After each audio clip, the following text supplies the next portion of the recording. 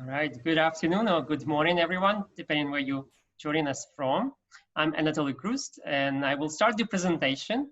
And my colleague, Philip Mai, will join me for the concluding remarks and also the question and answer part. So the project that we're presenting today is part of our work at the Social Media Lab. We are a multidisciplinary research lab at the Ted Rogers School of Management at Ryerson University. And we study how social media is changing the way people and organizations communicate, connect, and how these changes are impacting society. We usually have a number of different projects, and today's project on COVID-19 covers 4 of our research streams. So online social networks and online communities, health and well-being, politics, as well as disinformation and misinformation research stream. Since the first COVID-19 lockdown orders, social media has emerged as a lifeline for people to connect to friends, families, and co-workers, as well as get news and information about the pandemic. For example, what you can see on this slide is a chart showing a number of posts shared on Facebook. So there have been over 100 million posts and nearly 15 billion interactions related to COVID just on Facebook alone. And this is only showing you publicly available messages on public Facebook groups, pages, and verified accounts. So the actual amount is much higher. But this increasing reliance on social media is not without its problems. We know that social media is well established as a vector in the spread of misinformation. And so things like false claims that drinking methanol, ethanol, or bleach prevents or cures COVID-19, or that 5G mobile networks helps to spread COVID-19. These are just 2 examples of thousands that are currently circulating on social media. And considering that during the pandemic, it's especially critical for people to get accurate and timely information. If we were to allow COVID-19 misinformation to spread and challenge, it would really undermine the work of public health officials and put the public and frontline workers at risk. Misinformation about the virus can also contribute to people's fears and may cause them act irrationally or subject them to becoming victims of identity thefts or other data breaches. For today's presentation, we only have 15 minutes, so we'll focus on 3 of our projects very briefly, where we study the presence, prevalence, and the spread of COVID-19 related misinformation. I will start by introducing you to the COVID-19 misinformation portal. Then I will highlight some of the results from a recent survey on news consumption, social media, and misinformation. And I will conclude with discussing our approach to classifying COVID-19 false claims. So COVID-19 Misinfo portal is essentially a rapid response project that we started early in this year. And it's funded by the Government of Canada via the Canadian Institutes of Health Research. The aim for this portal is twofold. We want to put spotlight on COVID-19 related misinformation and to provide Canadians with timely and actionable information about the pandemic. It is work in progress, so we have an active team of computational social scientists, communication professionals, and developers contributing to this portal by curating trusted information about COVID-19 and developing real-time information dashboards, like this one, for example, COVID Global Misinformation Dashboard that helps users to track and visualize debunked coronavirus claims from a network of trusted fact-checkers from around the world. We also have a dashboard that's specifically looking at data that coming from Twitter about coronavirus, and it essentially shows what links Twitter users sharing in this context and whether they're taking them to credible or non-credible resources. The dashboard also look at active Twitter users who engage in this conversation and trying to estimate how likely those accounts are real or bots. Other sections of the portal covers important stats and information about the COVID spread around the world and in Canada, as well as we have a curated section of useful information videos about the pandemic. So as part of a larger initiative on this topic, as I mentioned earlier, we recently conducted an online survey. And so in this survey, we asked 1,500 Canadian adults about where they get news about COVID-19 from, how often they encounter misinformation on this topic, and what do they do about it. So because, again, I only have limited time, I will just highlight some of our results, and I invite you to visit the portal where you have an extended report you can download and read. So when we ask about how Canadians trust to get news about COVID-19, so most 61% reported that they trust news coming from public service and government ministries and departments. And about half of them said they felt the same about the accuracy of news from mainstream media. In contrast, you can see that only 12% of Canadians trusted partisan websites when reading news about COVID-19. This is, I think, a good encouraging sign, because we know from the previous research that the partisan websites often used to launch and amplify disinformation and misinformation campaign. So moving to the next question, the majority of respondents reported that they strongly prefer to get news about COVID-19 from television, followed by online sources like news websites and apps. What was interesting that even though nearly all of the respondents, except 6%, use at least one social media account, only 22% of them said that they strongly prefer social media as their source of the news related to COVID. And so this result may suggest that Canadians are choosing more traditional sources of news over what they see on social media. So next, we wanted to focus on those Canadians who do have an account and do get some form of news about COVID from social media. And we wanted to ask what platforms they would choose if they use social media. So among Canadians, Facebook and Reddit were the most popular sources of coronavirus information. So Facebook was not that surprising to us. It's the most popular platform in Canada, but Reddit, with only a fraction of Facebook users, it's shown here in this question, demonstrates its important role as a go-to source for pandemic-related news for its users, and kind of living up to its frontline its motto as the front page of the internet. Those of you who use it. So the second group for this question included platforms like Twitter, TikTok, and YouTube. So I want to mention just that Twitter and YouTube are well-documented platform where users go to them to seek and share health-related information. So that wasn't that much of a surprise. But TikTok, a newcomer to social media environment since around 2017, was a surprise to us because it's a video sharing app and it's built as a video platform for fun and entertainment. But yet 67% of its users rely on the sites for news related to pandemic. Next, we wanted to assess the prevalence of false and misleading claims about COVID-19. And so we asked participants about the frequency with which they encounter misinformation about COVID-19 across all of their social media sites and apps they use. And so in total, 68%, so 68% of respondents reported encountering at least some kind of COVID-19 related misinformation, so relatively high number. And out of the 10 most popular social media sites and apps that you see on this screen, none of them were misinformation free. So the general trend, just to highlight that the same sites that they used to access news about the COVID were also the same sites that were reported where users saw misinformation on COVID. So 80% of Facebook users reported seeing some misinformation, 70% of Reddit users, and so on. So let's go to the next highlight. And this is the final one. So this question examined what Canadians do when they encounter misinformation. So the goal for this question wasn't necessarily to test our participants how well they can detect misinformation, but rather to find out the strategies that they use when they encounter or they think they encounter misinformation. And so this question was only shown logically to those who actually said they encountered COVID-19 misinformation in the past, so 68%. And within that cohort, the majority of them, 76%, as you can see on this slide, indicated they would consult other sources to verify information. And to me, at least, this suggests that Canadians are aware of the importance of validating information found on social media, and at least likely to make the efforts to do so. We don't know if they actually do, but at least likely. The second option you can see here shows that 69% would limit the overall use of social media site or app. And this is yet more evidence of why social media companies should take the spread of misinformation on their platform very seriously, because as you can see, it may lead to them losing their users.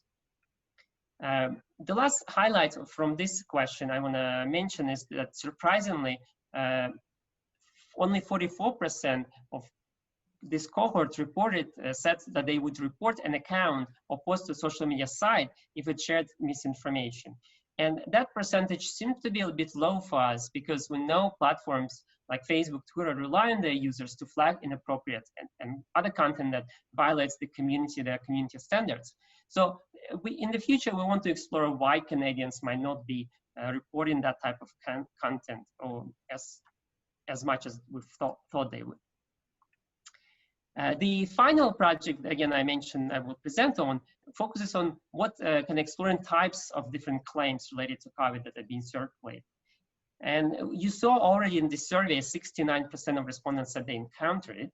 So this project tells about what types of claims they actually encounter. And so for this part, we manually reviewed and categorized over 3,000 fact-check claims and grouped them in 12 broad categories. This was actually a very iterative process, and the process is still ongoing, where we actually started with only 7 categories and now expanded to 12. I'm just going to mention them briefly here. Country and region-specific claims, diagnostic prevention cures, speculation of the origin, exaggeration of the virus severity, claims related to race, ethnicity, religion, and identity, claims about how virus transmits, claims about public figures getting sick with the virus, claims about how the pandemic impacts businesses and the economy, claims specifically related to symptoms and medical procedures done to the patients of COVID, and claims about the impact of the pandemic on the nature and the environment. In number 11's category, related claims that would include some kind of form of scam and fraud. There were a few claims that did not fit in one of these 11 categories, so we had the other category. Example of country-specific report could be something like this.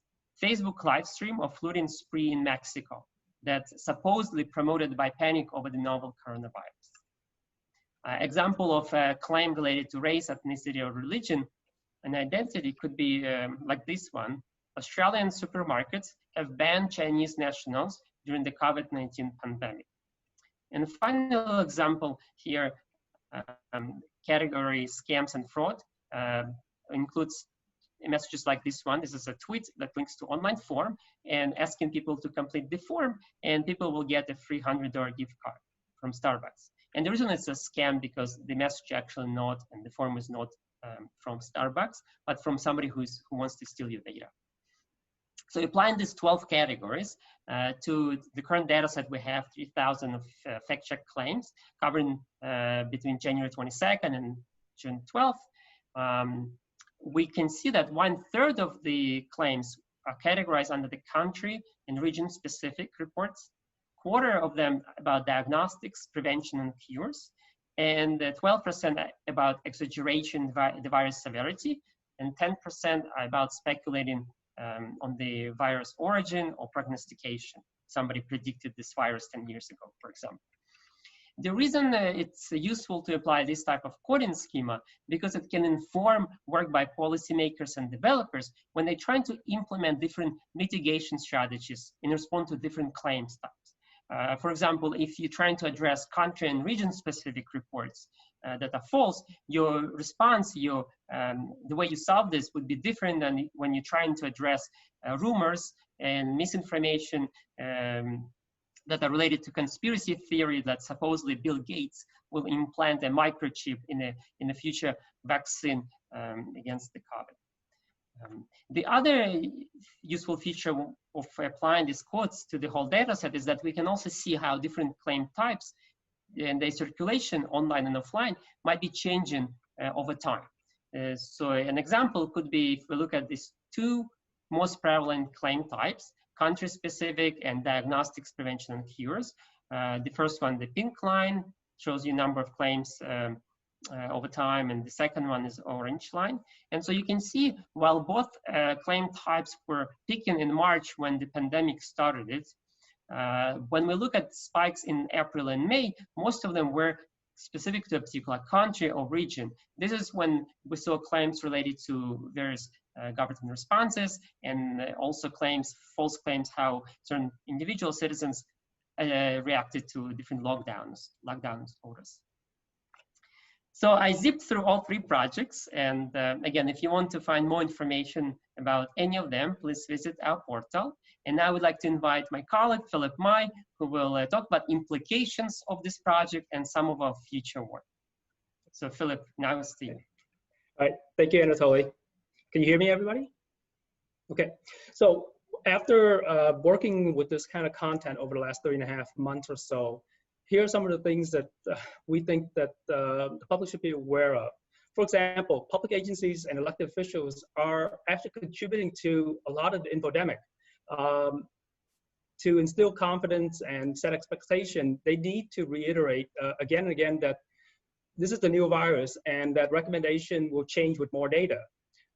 Because otherwise, what will happen is that the conspiracy theorists will commandeer the conversation, and they'll use past comments as evidence that somehow the government was lying and holding back information. So the messaging needs to be clearer and more consistent. And also there needs to be more coordination with a country the size of Canada, and with the way our healthcare system is delivered and divided in this country and controlled by each of the provinces. There needs to be more coordination between the provinces, because, for example, right now, as we're reopening up the country, different part of the same province have different restrictions on them. And if you're catching something in the news, you might think that it includes your region, and it might not.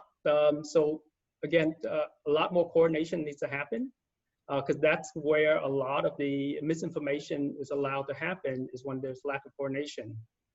And the other thing is, we don't see enough of social media influencer being drafted into this conversation.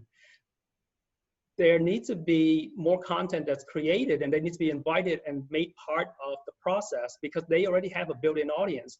Public health officials do not always have an audience built in that's waiting and ready to accept the content that they are tweeting out or sharing on Facebook. It takes time to build up an audience. So work with people who already have an audience. And the other thing we noticed from looking at the data is that work with domain registrar to act against fraudulent COVID-19 website. In the first few months, over 400 or 500 COVID-19 related websites and domains were created, and the majority of them were used for fraudulent activities. So, for example, government officials need to work with them to make sure that as these websites are created, they're not being used to trick people to give up their private information. And the other thing is, work with mainstream media to implement all article features. For example, because this is a fast-moving crisis, things are changing all the time. A story that where they state a particular condition about the virus was true based on information that was known 2 weeks ago, but then 3 weeks later, that story is still available and out there. People can take that old story and weaponize it. And a lot of readers might not only see that it's an old story and only see the headlines. So as a result, not all newspapers have implemented this old article feature. So this way, it's easy for people to trick others into just reading the headlines. And the other thing is that we need to run PSA about infodemics. We are running a lot of commercials about washing your hands and stuff like that, but we need to also develop what we call digital hygiene, teaching people to develop skills and practice for recognizing misinformation. And we also have to make it socially acceptable for people to retract and delete inaccurate posts that they've shared. Because right now, there's a lot of shame around, oh, well, people tend to double down when somebody point out that they're wrong. So we as a society need to make it so that it's acceptable, simply because we all make mistakes and it's okay. But so those are some of the comments that we've observed and noticed over the last 3 months of looking at this. So some of our future works, we want to know things like, how does COVID-19 related misinformation spread on social media? We want to look at that in more detail. What are some of the vectors? And what are some of the effective strategies to combat COVID-19 misinformation? Those are some of the things that we're going to be looking at in the future. So thank you. Thank you so much. That is all incredibly fascinating and food for thought, certainly about our online behavior. I would like to invite our participants to type any of your questions into the chat box there. But in the meantime, I'm curious, what is your team of people that you have working on it? How do you cull and process all this enormous amount of information? So we've been fortunate to kind of create an interdisciplinary team of researchers and practitioners. Some of them are coming from computer science, some of them coming from information management, communication, journalism background. And because the problem we're dealing with, the spread of misinformation, is complex, it requires complex solutions and interdisciplinary teams. So I'm glad to see some of them actually today at this presentation. I want to thank them all for their wonderful and important work they do in the social media lab. Yeah, we're lucky as a lab because we, many of our projects require people with these various skills. So we've been able to basically fill the lab with these people already. So as soon as this crisis happened, we were able to pivot and basically repurpose the skills that we already had in-house and just focus on this topic. That's why we're able to ramp up within about a week of getting the grant. That's great. Sarah Gallagher asks, did you identify misinformation or did participants identify it? So there are a couple of the projects. So for the fact-checking dashboards, we're actually using the Google's Fact Check Tools API, which aggregates claims that already fact-checked by professional organizations. So we don't do fact-checking. And for the survey, we wanted to allow participants to decide what they felt is misleading or false. It's to add to Anatoly's answer there. So there are professional fact checkers like news organizations and other civic groups around the world that are part of a network that does the fact checking, and they put it all into a repository that Google have created. And then they let researchers like us have access to all those various claims. So what we do is we normalize the claim because, for example, a fact checker in one country might have a scale of 1 to 8. Another one will have a scale of 4 Pinocchio as being a lie and 2 Pinocchio as being half-truths. And another one might have a color-coded system of red, orange and green lights as to whether it's fake or true and so on. So what we do is we take all that data and try to normalize it and then aggregate it all together in one place. So this way, regardless of where you live in the world, you can come to one place and says, hi, here's what's currently floating around the internet, because again, the internet doesn't have borders. But there's still an element of self-reporting. And so Chris McDonald, I'm gonna just jump down to that question because that was my follow-up as well. How confident can we be when someone reports seeing misinformation? Couldn't they just be seeing something that they don't like? So is this a question related to the survey data, I'm assuming? Yes, the survey data. Yeah, so for this particular survey, we decided not to test people's ability to detect misinformation. So we can't really know for sure how knowledgeable and effective they are. There are some scales where we tested it and require future research where we test users' competency, computer and information literacy competency more broadly, so we can relate those variables in our future work. But it also relates to what Philip was saying. We perhaps don't have enough of public announcements to world train and build that literacy level in the population. But also we, for the purpose of the survey, when we reach out to the 1,500 people participate in the survey, we basically left it up to them to define what they perceive, because the question says what you perceive as fake news or misinformation. What did you do about it? Because we knew that each person will have a different, depending on their political beliefs, depending on their education, depending on their experience, what they perceive as misinformation will vary from person to person. And we don't get into any of that. We said, when you do come across something that you personally perceive as misinformation, what did you do about it? Interesting.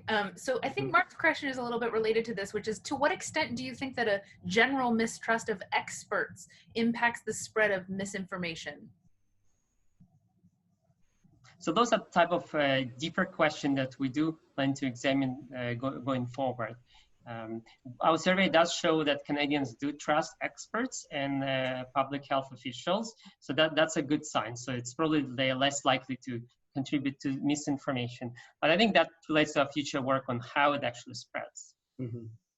That's great. We actually have another survey that we're going to be releasing next month on the state of social media, but basically what social media people are using in Canada in 2020, how often they're spending time on them.